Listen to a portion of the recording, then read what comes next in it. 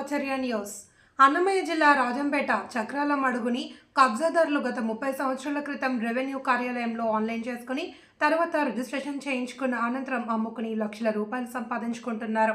గత 20 సంవత్సరాల క్రితం భారీ వర్షాలు రావడంతో ఊటుకూరు చెరువు తెగి మడుగు కబ్జా అయి ఆ వర్షపు నీళ్లు మడుగులో నుండి నీళ్లు పోలేక రాజంపేట టౌన్లోకి రావడంతో టౌన్ ప్రజలు భయభ్రాంతులు చెందారు. గత 2019 సంవత్సరంలో రాజంపేట ఆర్డీఓ పద్మజ మడుగు విషయం తెలుసుకున్న మరుక్షణం మడుగుకు కొలతలు వేసి హద్దులు నాటింది. కానీ ఆర్డీఓ రాజంపేట నుండి ట్రాన్స్ఫర్ అయినాక ఆమె వేసిన హద్దులని కబ్జాదారులు మాయం చేశారు. ఇప్పుడు అన్నమయ్య జిల్లా కలెక్టర్ నుండి మడుగుని వెడల్పు విస్తీర్ణాన్ని కొలతలు కొలిచి హద్దులు నాటి మడుగుని కబ్జా వాళ్ళ చేతిలో నుండి కాపాడామని చెబుతుంటే స్థానిక రెవెన్యూ మరియు ఇరిగేషన్ అధికారులు కబ్జా వాళ్ళ చేతిలో కీలుబొమ్మలు అయి కొలతలు కొలవకుండానే కబ్జాదారులకు వత్తాసు పలుకుతూ నాటకాలు ఆడుతున్నారు.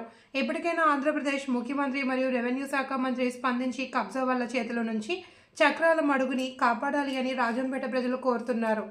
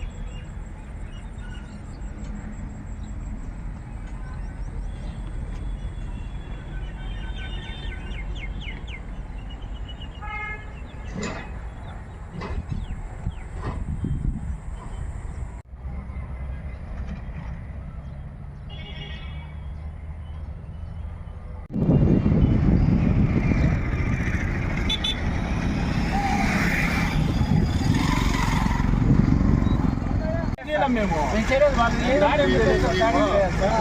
మామూలుగా పద్ధతిగా అడిగినాం.